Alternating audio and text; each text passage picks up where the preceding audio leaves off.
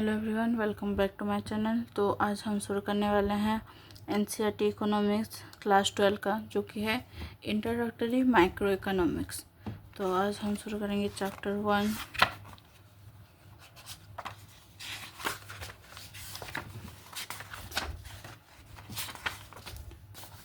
जो कि है इंट्रोडक्शन। तो शुरू करते हैं। A simple economy. Think of any society. People in the society need many goods and services in their everyday life, including food, clothing, shelter, transport facilities like roads and railways, postal services, and various other services like that of teachers and doctors. In fact, the list of goods and services that any individual needs is so large that no individual in society to begin with has all the things she needs. Every individual has some amount of only a few of the goods and services that she would like to use. A family farm may own a plot of land, some grains, farming implements, maybe a pair of bullocks, and also the labor services of the family members. A weaver may have some yarn, some cotton, and other instruments required for weaving cloth. The teacher and the local school has the skills required to impart education to the students. Some mothers in society may not have any resource excepting their own labor services. Each of these decision-making units can produce some goods or services by using the resources that it has and use part of the produce to obtain the many other goods and services which it needs. By goods, we mean physical, tangible objects used to satisfy people's wants and needs. The term goods should be contrasted with the term services, which captures the intangible satisfaction of wants and needs. As compared to food items and clothes, which are examples of goods, we can think of the task that doctors and teachers perform for us as examples of services. By individual, we mean an individual decision-making unit. A decision-making unit can be a single person or a group like a household, a farm, or any other organization.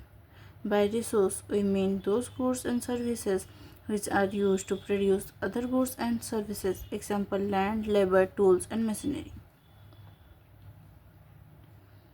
For example, the family farm can produce corn, use part of the produce for consumption purposes, and produce clothing, housing, and various services in exchange for the rest of the produce. Similarly, the weaver can get the goods and services that she wants in exchange for the cloth she produces in her yarn. The teacher can earn some money by teaching students in the school and use the money for obtaining the goods and services that she wants. The laborer also can try to fulfill her needs by using whatever money she can earn by working for someone else. Each individual can thus use her resources to fulfill her needs. It goes without saying that no individual has unlimited resources compared to her needs.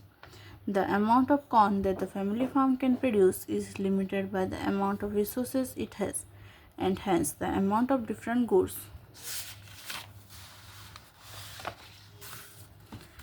and services that it can produce in exchange of corn is also limited. As a result, the family is forced to make a choice between the different goods and services that are available. It can have more of a good or service only by giving up some amounts of other goods or services. For example, if the family wants to have a bigger house, it may have to give up the idea of having a few more acres of arable land. If it wants more and better education for the children, it may have to give up some of the luxuries of life. The same is the case with all other individuals in society. Everyone faces scarcity of resources and therefore has to use the limited resources in the best possible way to fulfill her needs. In general, every individual in society is engaged in the production of some goods or services, and she wants a combination of many goods and services, not all of which are produced by her. Needless to say that there has to be some compatibility between what people in society collectively want to have and what they produce. Here we assume that all the goods and services produced in a society are consumed by the people in the society and that there is no scope of getting anything from outside the society. In reality, this is not true. However, the general point that is being made here about the compatibility of production and consumption of goods and services holds for any country or even for the entire world. For example, the total amount of corn produced by the family farm along with other farming units in a society must match the total amount of corn that people in the society collectively want to consume.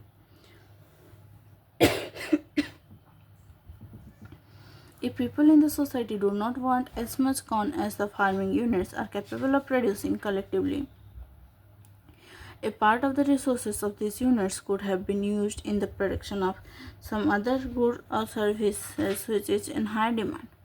On the other hand, if people in the society want more corn compared to what the farming units are producing collectively, the resources used in the production of some other goods and services may be reallocated to the production of corn. Similar is the case with all other goods or services. Just as the resources of an individual are scarce, the resources of the society are also scarce in comparison to what the people in the society might collectively want to have. The scarce resources of the society have to be allocated properly in the production of different goods and services in keeping with the likes and dislikes of the people of the society. Any allocation of resources of the society would result in the production of a particular combination of different goods and services. By an allocation of the resources, we mean how much of which resource is devoted to the production of each of the goods and services. The goods and services thus produced will have to be distributed among the individuals of the society. The allocation of the limited resources and the distribution of the final mix of goods and services are two of the basic economic problems faced by the society. In reality, any economy is much more complex compared to the society discussed above. In the light of what we have learned about the society, let us now discuss the fundamental concerns of the discipline of economics, some of which we shall study throughout this book. Central problems of an economy. Production, exchange, and consumption of goods and services are among the basic economic activities of life. In the course of these basic economic activities, every society has to face scarcity of resources, and it is the scarcity of resources that gives rise to the problem of choice. The scarce resources of an economy have competing uses. In other words, every society has to decide on how to use its scarce resources. The problems of an economy are very often summarized as follows. What is produced and in what quantities? Every society must decide on how much of each of the many possible goods and services it will produce, whether to produce more food, clothing, housing, or to have more of luxury goods, whether to have more agricultural goods or to have industrial products and services, whether to use more resources in education and health or to use more resources in building military services, whether to have more of basic education or more of higher education, whether to have more of consumption goods or to have investment goods like machine which will boost production and consumption tomorrow. How are these goods produced? Every society has to decide on how much of which of the resources to use in the production of each of the different goods and services, whether to use more labor or more machines, which of the available technologies to adopt in the production of each of the goods. For whom are these goods produced? Who cares how much of the goods that are produced in the economy? How should the produce of the economy be distributed among the individuals in the economy? Who gets more and who gets less? Whether or not to ensure a minimum amount for consumption for everyone in the economy. Whether or not elementary education and basic health services should be available freely for everyone in the economy. Thus, every economy faces the problem of allocating the scarce resources to the production of different possible goods and services and of distributing the produced goods and services among the individuals within the economy. The allocation of scarce resource and the distribution of the final goods and services are the central problems of any economy. Production possibility frontier. Just as individuals face scarcity of resources, the resources of an economy as a whole are always limited in comparison to what the people in the economy collectively want to have. The scarce resources have alternative uses, and every society has to decide on how much of each of the resources to use in the production of different goods and services. In other words, every society has to determine how to allocate its scarce resources to different goods and services. An allocation of the scarce resource of the economy gives rise to a particular combination of different goods and services. Given the total amount of resources, it is possible to allocate the resources in many different ways and thereby achieving different mixes of all possible goods and services. The collection of all possible combination of the goods and services that can be produced from a given amount of resources and a given stock of technological knowledge is called the production possibility set of the economy. Example: consider an economy which can produce corn or cotton by using its resources. Table 1.1 gives some of the combination of corns and cotton that the economy can produce when its resources are fully utilized.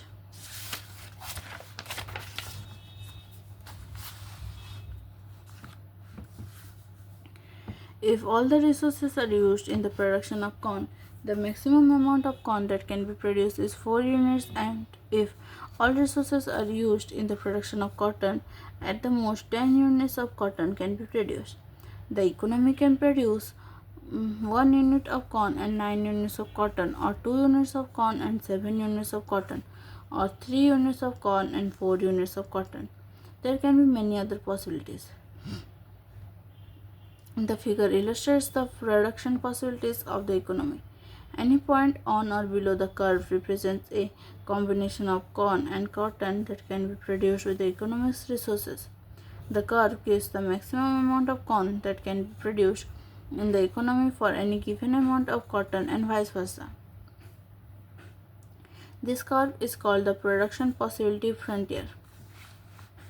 The production possibility frontier gives the combinations of corn and cotton that can be produced when the resources of the economy are fully utilized.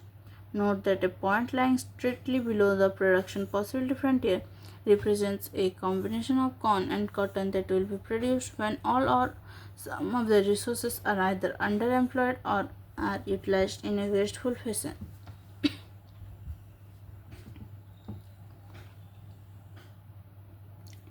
If more of the scarce resources are used in the production of corn, less resources are available for the production of cotton and vice versa.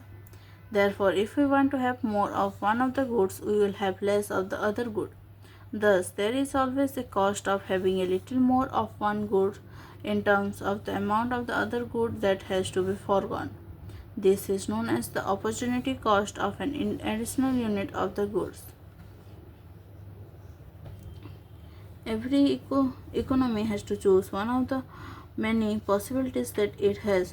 In other words, one of the central problems of the economy is to choose from one of the many production possibilities. Note that the concept of opportunity cost is applicable to the individual as well as the society.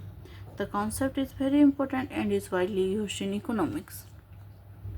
Because of its importance in economics, sometimes opportunity cost is also called the economic cost. Organization of economic activities.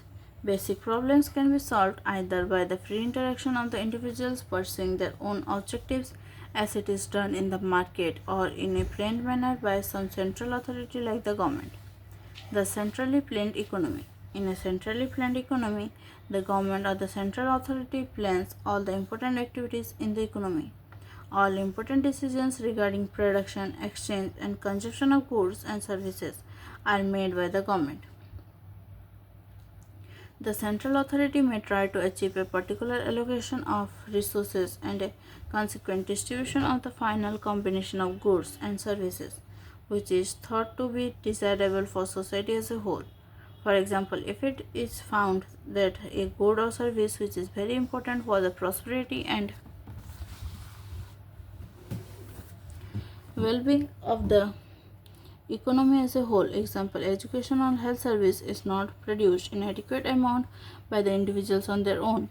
The government might try to induce the individuals to produce adequate amount of such a good or service, or alternatively the government may itself decide to produce the good or service in question.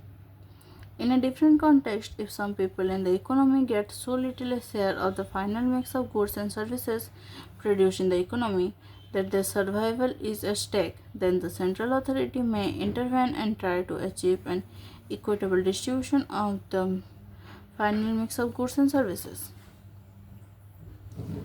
The market economy. In contrast to centrally planned economy, in a market economy, all economic activities are organized through the market.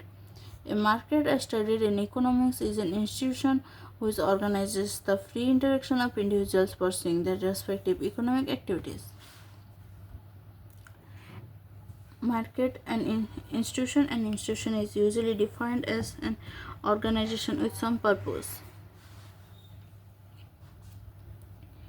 In other words, a market is a set of arrangements where economic agents can freely exchange their endowments or products with each other.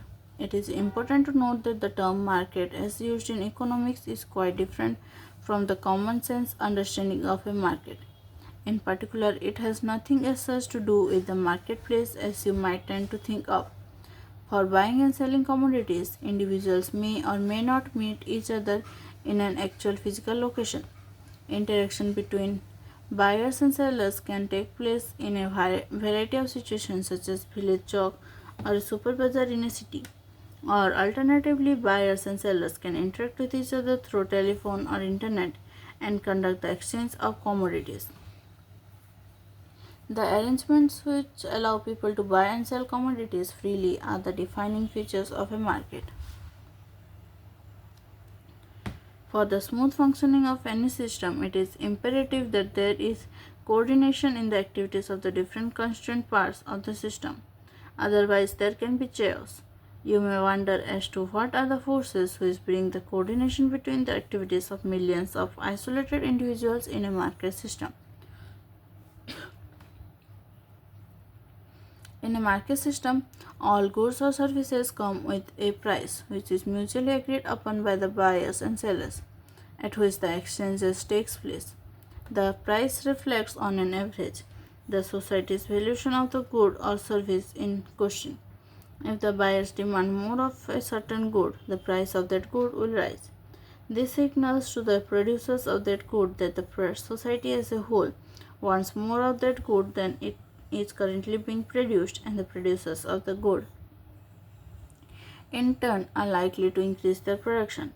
In this way, prices of goods and services send important information to all the individuals across the market and help achieve coordination in a market system. Thus, in a market system, the central problems regarding how much and what to produce are solved through the coordination of economic activities brought about by the price signals.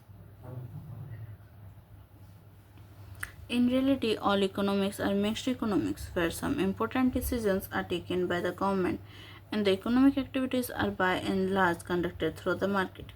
The only difference is in terms of the extent of the role of the government in deciding the course of economic activities. In the United States of America, the role of government is minimal. The closest example of a centrally planned economy is the China for the major part of the 20th century. In India, since independence, the government has played a major role in planning economic activities. However, the role of the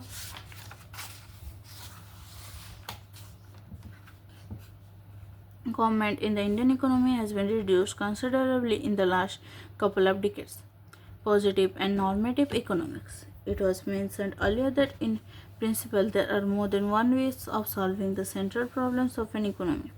These different mechanisms in general are likely to give rise to different solutions to those problems, thereby resulting in different allocations of the resources and also different distribution of the final mix of goods and services produced in the economy. Therefore, it is important to understand which of these alternative mechanisms is more desirable for the economy as a whole. In economics, we try to analyze the different mechanisms and figure out the outcomes which are likely to result under each of these mechanisms. We also try to evaluate the mechanisms by studying how desirable the outcomes resulting from them are. Often, a distinction is made between positive economic analysis and normative economic analysis, depending on whether we are trying to figure out how a particular mechanism functions or we are trying to evaluate it.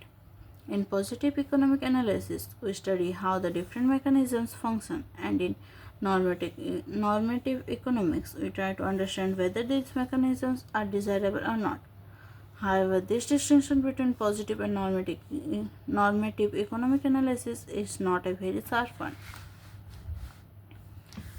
The positive and the normative issues involved in the study of the central economic problems are very closely related to each other, and a proper understanding of one is not possible in isolation to the other. Microeconomics and macroeconomics. Traditionally, the subject matter of economics has been studied under two broad branches, microeconomics and macroeconomics. In microeconomics, we study the behavior of individual economic agents in the markets for different goods and services, and try to figure out how prices and quantities of goods and services are determined through the interaction of individuals in these markets. In macroeconomics, on the other hand, we try to get an understanding of the economy as a whole by focusing our attention on aggregate measures such as total output, employment, and aggregate price level. Here, we are interested in finding out how the levels of these aggregate measures are determined and how the levels of these aggregate measures change over time. Some of the important questions that are studied in macroeconomics are as follows. What is the level of total output in the economy? How is the total output determined? How does the total output grow over time? Are the resources of the economy, example labor, fully employed? What are the reasons behind the unemployment of resources?